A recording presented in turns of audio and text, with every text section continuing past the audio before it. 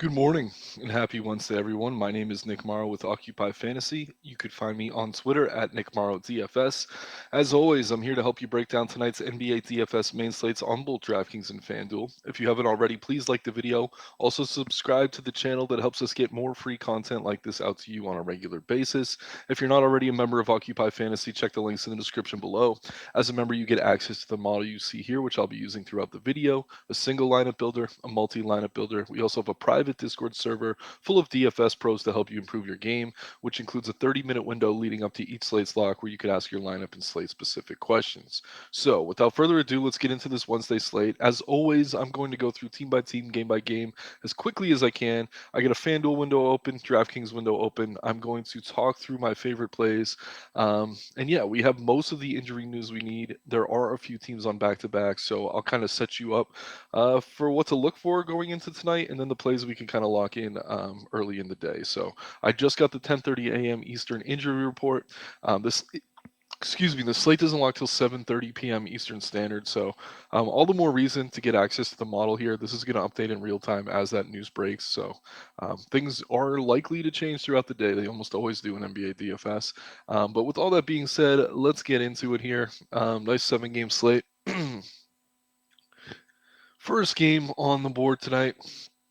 We got the Miami Heat hosting the Memphis Grizzlies. The Heat are 4-point favorites at home, looking at a 220.5 point game total here.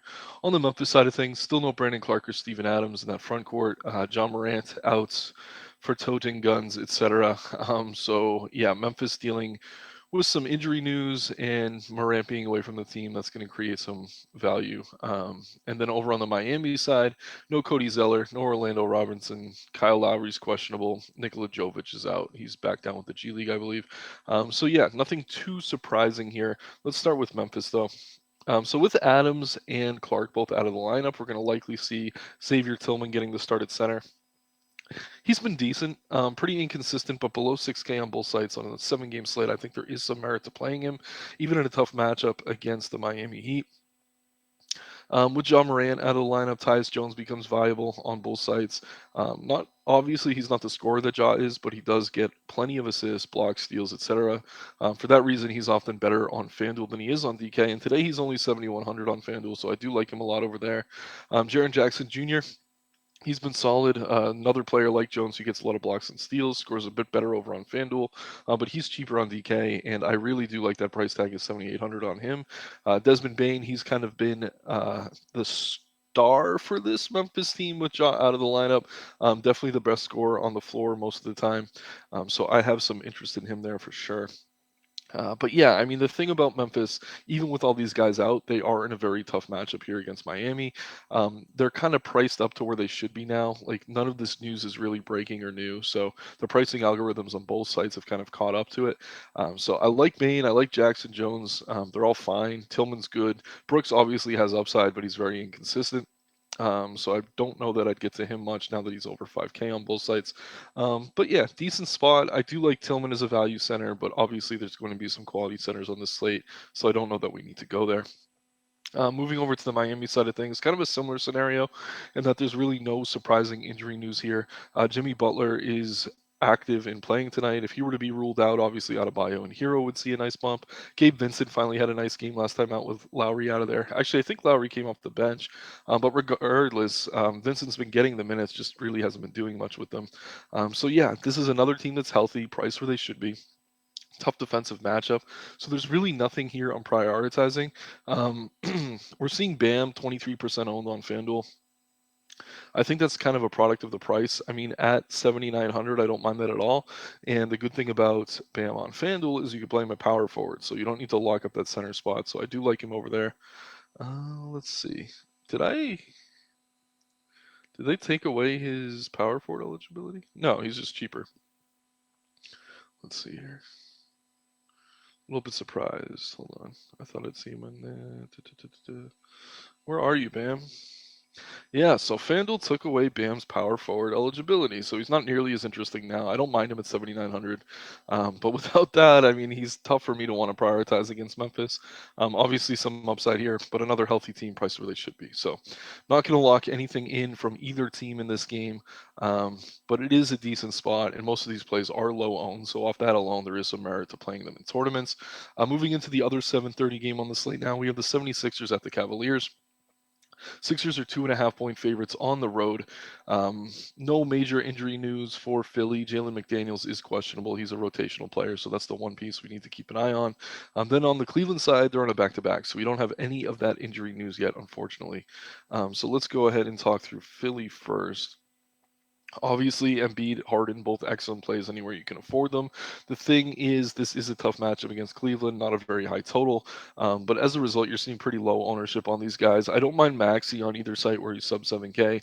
Kind of a wide range of outcomes for him, but he does have enough upside to justify that price in tournaments. Harden and Embiid, obviously very high ceiling options. Embiid, obviously the better of the two, but also more expensive. This matchup does get a little bit softer for Embiid if Jarrett Allen is out again. He's dealing with, I think, an eye injury. He sat on the front end of last night's back to back. Wouldn't be surprised to see him sit here again. Also, wouldn't be surprised to see him play. But I do just want to mention that this matchup does get a little bit easier for Embiid if Allen is out. Regardless, Embiid very very high ceiling. He's certainly in that MVP race right now, putting up great numbers all season. So I don't want to talk anyone off Embiid. Tobias Harris at 5,200 on DK is viable, kind of as a last man in. Really, that's it though for Philly. Again, this is a very tough matchup. This is a healthy team. There's just nothing here we can really prioritize, and there's no value to really take advantage of. So good spot. Don't mind Harden and Embiid in tournaments. Don't mind Maxi, Harris on DK, but no priorities there. All right, we got to talk through Cleveland now. So this is tricky. Donovan Mitchell sat last night. I think that is because it was the front end of the back-to-back. I think it's more likely than not that we see him play tonight. It's a finger injury. Um, so yeah, we got to keep an eye on this. If Mitchell's in, he's a decent play. But if Mitchell's out, then Darius Garland becomes one of the best plays on the board. Karis LeVert as well. If he slides in the starting lineup, 4,900 on DK, that's a borderline lock for me. I'd also like him on FanDuel at 6,100. But again, this is only if Donovan Mitchell's out, and I do expect him to play. If Jared Allen's out again, that is a nice boost to Evan Mobley. Obviously, still a tough matchup, lining up across from Embiid for the most part, but I would like him there as well. And then Lamar Stevens is cheap enough. He would slide into the starting lineup likely next to Mobley if Allen's out again, and he's cheap enough to consider his value. But as things stand, this is kind of a situation I want to wait and see on. I don't think there's anything here we need to force unless Mitchell's out, and I think it's like 80-90% that we do see Mitchell back in the lineup tonight. So for me, I'm not rushing to get to anything here. If Jared Allen's out, I will like Mobley and Stevens. If Mitchell's out, Garland and LeVert become top priorities. Wouldn't mind mixing in some Okoro, but that's really it for Cleveland. Again, just the first two games on the slate, better defensive teams than they are offensively. Um, so yeah, not the types of spots you want to really chase or target in DFS. All right, let's move into the 8 o'clock window now. We have the Celtics at the Timberwolves. The Celtics are 5 point favorites on the road, looking at a 233.5 point game total here. So certainly a better game environment than what we've been seeing in the first two games. Jaylen Brown is listed as available. He'll be wearing that face mask. Peyton Pritchard's out. Robert Williams is out. That's really the only significant injury news for Boston. Let's talk about them before we break down Minnesota because there's a lot on both sides here. So first and foremost, with Jalen in, he is coming off a massive game. He justified that 9K price tag, and then some. Obviously, not as much upside as Embiid, but he's also a lot cheaper. I don't think you can go wrong with either of these players in a game with one of the higher totals on the slate. Both Jaylen Brown and Jason Tatum look excellent here. I don't mind Derek White. I don't mind Marcus Smart. I don't mind Malcolm Brogdon. It's just one of these three guys probably goes off tonight. It's rare that we see two of them really crush value. And yeah, you got to kind of pick your poison there. Personally, I kind of like Derek White the best. He's taking more shots than the others. Marcus Smart can definitely fill up a stat sheet with assists and rebounds, but White is kind of the more aggressive offensive player. So for that reason, I like him there. Malcolm Brogdon was in the race for sixth man of the year. I think Emmanuel quickly kind of taking that over now, but Brogdon's still a decent play off the bench. No ownership at all on him, especially on DK, where you're only seeing him at 1%, sub 6K. Don't mind him over there. Al Horford's going to see a nice boost with Robert Williams out of the lineup. The thing about Horford is, even with Williams out, he's not really playing over 30 minutes consistently, so it's tough for me to rush to him here. But it is a good matchup against a pretty big team, so I can see Horford having a good game. Don't mind him at all in tournaments. But really, it's Tatum and Brown here as priorities if you can fit them. I think there are other payups on the slate that I prefer, but but as things stand, these are two options I'm certainly happy to land on. Let's move over to Minnesota now. We got Rudy Gobert questionable. Obviously, that's a big one. Naz Reid questionable as well, though. Austin Rivers is questionable. No Karl Anthony Towns. Jalen Noel is out. So this is a little bit tricky. If Gobert is in, he's solid. Really nice price on both sides. 7,400 on DK, 8,100 over on FanDuel. He's been much better lately, pretty much since the trade deadline because D'Angelo Russell kind of hated him, and Mike Conley is his old buddy from Utah. So he's had much better chemistry with this first offensive unit.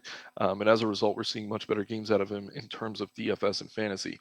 I like Gobert a lot here if he's in. If he's out and Naz Reid is in, Naz Reid becomes one of the best value plays on the board. I think you'd have to jam him in everywhere. We've seen Reid go off in almost every game he's started with Gobert out of the lineup. But that being said, they're both questionable. So this is a situation we have to kind of wait and see on. I do like Anthony Edwards here, just over 9K. Hasn't been hitting the ceiling as consistently as he was a couple weeks ago. Tough matchup against Boston, but we know he's going to be aggressive. We know on a limited slate he's going to put the shots up you need to maybe climb a leaderboard. So I don't mind Edwards here at all. Wouldn't call him a priority though. Kyle Anderson, he is priced up to 7K now. Still really like him, but at that price, there's just not that much meat on the bone anymore. Mike Conley, 5,700 over on DK, 6K over on FanDuel. Reasonably priced, decent option, but kind of a limited upside. So there's a lot to like here, but not a lot to love here for Minnesota unless we get news in that front court soon. Again, if Rudy is in, he's good. If Rudy is out, Naz Reid sees a major boost if he slides into the starting lineup, but it's tough to really click on either of them until we get that news because they're both listed as questionable. So this is strange. I know I've gone through 3 games, really haven't penciled anything in yet on either site. I'll go back through and start to build if we don't get better plays by the end of this video, but I'm pretty sure we will. So hang tight. We can move into the next game on the slate now. We have the Lakers at the Rockets. The Lakers are 3.5-point favorites on the road, 230-point game total here. Yeah, so no real surprise looking at this line. But the Lakers are on a back-to-back, and it's already been reported that Anthony Davis is going to be out tonight, which is creating a ton of opportunity for the rest of this Lakers team. Really good matchup here against Houston. Obviously not one of the better defensive teams in the league, coming off a win over a Boston team too, and they are kind of trying to tank, so I don't think they may put their best foot forward here. I wouldn't be surprised to see some bodies resting for Houston, but let's talk through LA first. D'Angelo Russell's one of the best plays on the slate. He's going to dominate the usage here. Obviously, he's kind of scoring dependent compared to some of the other guards we have available, but yeah, the usage should just be massive. You're very likely to be over 30%. He's popular on both sides, but I think he's reasonably priced. So there we go. We could go ahead and pencil in Russell as the first play in these dummy builds. Even at 8,200 on FanDuel, I like him. But yeah, 7,700 on DK is certainly too cheap for what he brings to the table. Malik Beasley looks fine. He should slide in the starting lineup with AD out. Him, Vanderbilt, Schroeder, all solid options. Austin Reeves as a lower owned pivot's viable as well. If we see Rui Hachimura slide in the starting lineup, he's going to be decent. The thing is, they're also missing Mo Bamba right now, so they're very thin in the front court.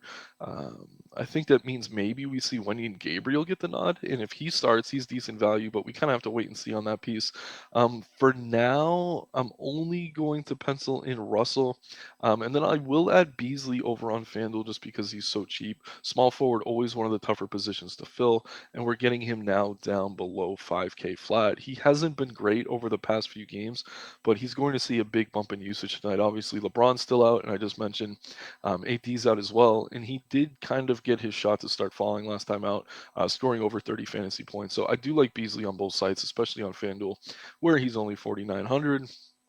But yeah, Vanderbilt and Schroeder are kind of borderline core options for me. I'm not going to put them in quite yet, but they're definitely places to keep an eye on. This is a great situation, though. I'd probably want 2 or 3 Lakers in most of my builds tonight. I'll actually go ahead and add Beasley on DK as well, just because we really haven't added anything yet. 5,200, not that great of a price, but again, should see massive usage here. Vanderbilt, very high ceiling, but low floor even with AD out. So I like him a lot, but at 40% plus on FanDuel, a little bit tough to stomach. But for the sake of the video, let's go ahead and pencil him in. Maybe I X him out as we talk through and get better front court plays. But for now, I do think he's great. Again, this is one of the games with the highest totals on the slate. The Lakers are facing one of the worst defenses in the league, and they're without their 2-star players. So everything that's left on the floor is going to look excellent. Moving over to the Houston side of the ball now. Alperen Sengun is questionable. If he's out, maybe we see Jabari Smith start at center again. If that's the case, he's going to look excellent here. If Sengun's in, he's fine. The minutes have been inconsistent for him though, so I haven't been playing him much. Even though he's a player I like a lot in terms of his like career trajectory, but the career trajectory doesn't win us DFS tournaments, unfortunately. Porter and Green are both in tonight. They're both fine plays, kind of priced similarly. Tough to prioritize one over the other, but I think one of these guys has a really good game. So feel free to plug in Green or Porter and feel pretty good about it. If Sengun's out, I do think we see Tari Eason sliding the starting lineup again at 5,300 on DK, 57 on FanDuel. That would look good to me as well. KJ Martin, a little bit too cheap for his upside around that 5K price tag as well. So if Sengun's in, there's nothing I love for Houston. If he's out, though, I think guys like Eason, Martin, Smith, if they're all starting, are going to look really solid. And then can't really go wrong with either guard here. Again, very high total game. The Lakers defense is not nearly as good with AD and most of the front court beat up. So I like Houston. Tough to call anything a priority though as things stand. We kind of need that Sengun news. So definitely wait and see on that one. All right, moving on. We do have another 8 o'clock game here. The Chicago Bulls are hosting the Kings. 1 point underdogs at home. 236.5 point game total here. So another solid game environment. Let's start with Chicago. Um, yeah, so nothing major. Lots of G Leaguers on the injury report. Javonte Green's out. He's the one rotational piece. I guess that's not in the lineup tonight. But yeah, so Chicago, like a lot of these other teams, they're kind of priced where they should be. They're pretty healthy. Um, but yeah, I do think I want to get some pieces here. I mean, Sacramento, as good as they've been, they are a nice matchup for opposing teams as far as DFS is concerned. I like Levine on both sites, 8,500 on FanDuel, just 100 more on DK, totally reasonable. DeMar DeRozan, a little bit more inconsistent lately than Levine has been, but you're also getting a small discount. I like both these guys a lot. I think you could play them on either site. What else here? We're seeing a lot of ownership going to Alex Caruso, which is surprising to me. I don't know that I'm going to get to him very frequently at high ownership, but if you're desperate for value, he's certainly in play. And then Vucevic, center, not as deep as it is on some other slates. I could see getting to him here in a nice matchup against Sacramento. But for me, Levine's probably my favorite play. He's just been super aggressive lately. I could also see going to DeRozan, like I mentioned, but I only want to pencil in one of these Bulls guys for now, and for me, that's going to be Levine. So let me go ahead and grab him on both sites. You get small forward eligibility, which is nice as well. But yeah, lots to like in Chicago, but they're pretty healthy and priced where they should be, so it's tough to call anything core. But I think you probably want one of Levine or DeRozan, and if Caruso were to start, they've been going with Beverly more. I guess you could go to him as value, but as things stand, he seems a little bit over owned. All right, on the King side, really nothing significant. Rashawn Holmes is out. He's been out for weeks, though. Sabonis, coming off a massive game, looks excellent. One of the best center plays on the slate. You could also play him at power forward over on FanDuel at 10-1, so he's probably my favorite King player here. Don't mind De'Aaron Fox. DK, the prices dip back below 9K, which is nice to see. He's been overpriced the last few slates, but he does clearly have nice upside, so I don't mind him in tournaments. Harrison Barnes drawing decent ownership on both sides. I think that's just because forward's pretty thin.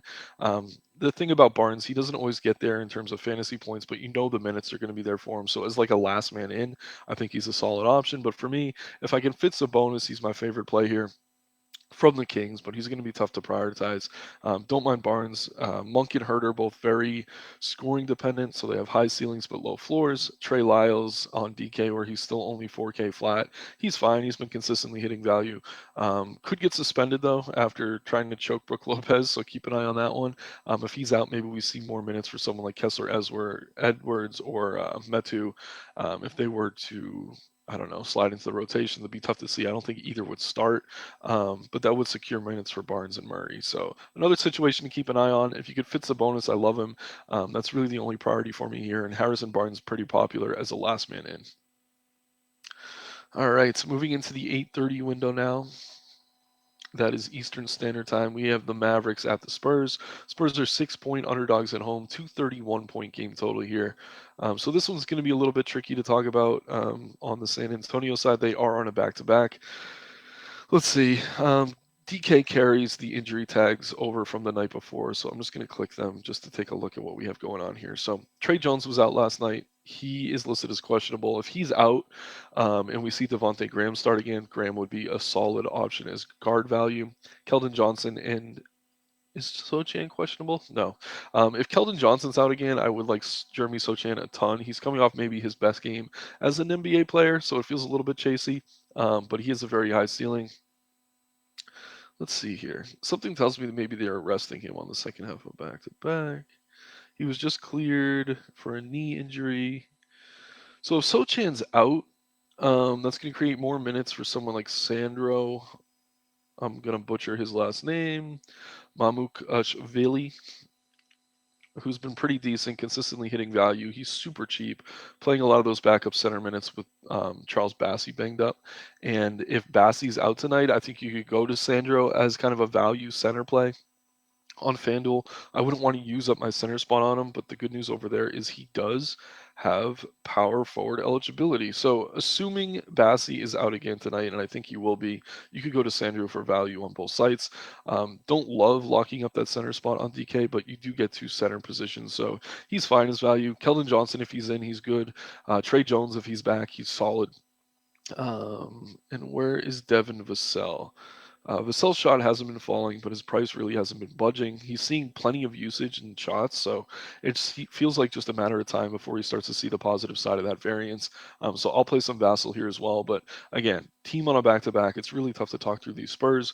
But whoever starts is going to look decent. If Keldon's in, he's fine. If Keldon's out, big boost to Sochan, and vice versa. If Sochan's out, Keldon's in, that would be beneficial to Keldon.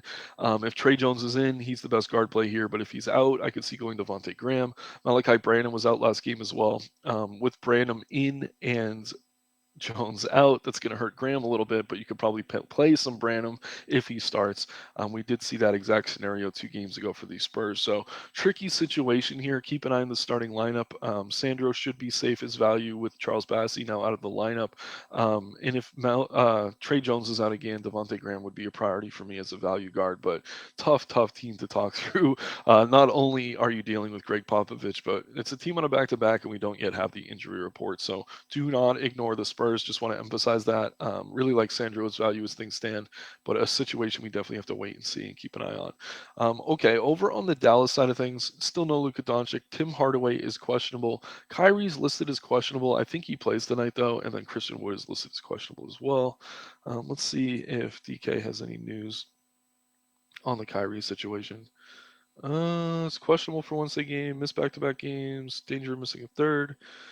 Yeah, it's kind of strange. It's almost like Kyrie doesn't want to play till Luke is back, which is annoying because he'd be an excellent fantasy play if he's in and Luke is out. So obviously, if Kyrie's in tonight, he's an outstanding option. Really soft matchup against the Spurs. Going to dominate the usage there.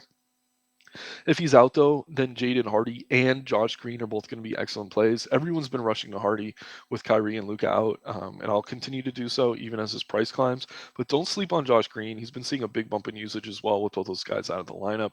Tim Hardaway Jr. listed as questionable. He's been pretty much terrible with Kyrie and Luka out. He still has a pretty high ceiling though. If he is in, I don't mind him as a small forward play. Christian Wood, questionable. If he's in, he's okay. The minutes have been limited there. Jason Kidd kind of has a personal vendetta against him, it seems, which is unfortunate because he is a great fantasy producer when he is on the floor. But yeah, this whole team is questionable pretty much. At least the viable options are where you're dealing with Kyrie, Hardaway, and Wood all as questionable options. If 2 or 3 of these guys are out, namely if Kyrie is out, then Josh Green and Jaden Hardy would look excellent. If Kyrie's in, he's one of the better payups at guard, especially on FanDuel where he's only 9,500. But another situation we kind of have to wait and see. We see very high ownership going to Hardaway and Kyrie, which I totally get. If they're in, I'd pencil them in here. I'd probably add Kyrie and Hardaway right now to FanDuel, but I do want to wait and see, especially knowing Kyrie. He's very tough to read. I mean, a lot of people think he could be back tonight, but he's not the type of player you want to kind of put all your eggs in their basket on. He could certainly sit again as well. All right, so we're moving into the 10 o'clock window now. I believe this is the last game on the slate. Thanks again, everyone, for tuning in. We get the Warriors at the Clippers. Clippers 2-point favorites at home, looking at a healthy 237-point game total here. So let's start on the Golden State side of things. Andrew Wiggins still out. Kuminga is now probable, so he's going to be back in the rotation. That's going to hurt Dante DiVincenzo. Iguodala is out, though, so really nothing too major here.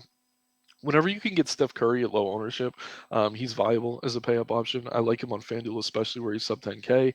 Wide range of outcomes, though, obviously very scoring dependent. Klay Thompson coming off a massive game, 7,500 on both sites. Good tournament option, wide range of outcomes, high ceiling, low floor. And then Draymond, he's been playing some center more recently, which has helped his fantasy prospects. I like him on both sides. Don't love him though. Poole's fine as well. If Kuminga were to slide in the starting lineup, I don't mind him. Don't love that he's priced up now over 5K on both sides though. So good spot here for the Warriors. Not great. Obviously, LA has decent defense, but when you see a total that high, there's certainly going to be points scored here. I definitely like Curry best, but that's really not a hot take. He's very expensive. I like Clay probably second. If you want to go ahead and pencil in Clay, I think he's a fine option here as your late night hammer. But yeah, good spot, but everyone's kind of priced where they should be, especially with Kuminga re-entering the rotation. All right, over on the Clippers side of things now, we are looking at Norm Powell still out, Diabate, Brandon Boston are all out. So if you could get to Paul George or Kawhi, I think they're both solid options on both sites. Kind of pick your favorite of the two. George's minutes had been limited a little bit, but he is back playing his full run. Kawhi looks good here. Don't mind Russell Westbrook. I know he's not anyone's favorite player, but where he's sub 7K, he certainly has some upside, especially if his minutes are staggered with Kawhi or George a bit here, which I expect they will be. Eric Gordon is the last man in's okay. Not going to get to much Zubac now that Plumlee's in the picture.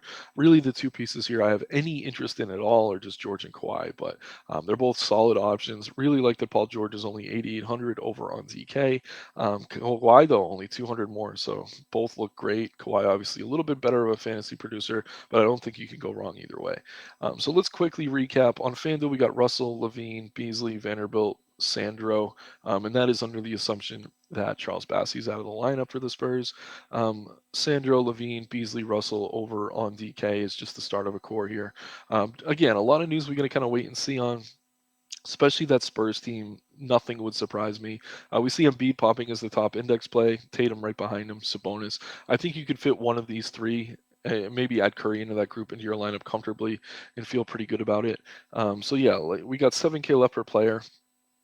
Like if we go ahead and add Embiid, say Jared Allen's out, you're still left with almost 6K per player over on FanDuel. And then if we do similar over on DK, I still have Dallas toggled. Um, Yeah, I mean, if you go with Embiid, you're only left with 4K per player. So maybe you go down to someone like Sabonis. Pull Embiid, go Sabonis. Yeah, not much better. Wait, everyone's clicking in here now. Da, da, da, da, da. Yeah, 5K per player if you go Sabonis with the core we started with. So you could fit one of the studs. You could fit in the value I talked about. I expect more value opens up throughout the day. Taking a quick look at ownership here, Keldon's very popular. He hasn't really been hitting a ceiling. I might come in under that ownership if I'm playing multiple lineups.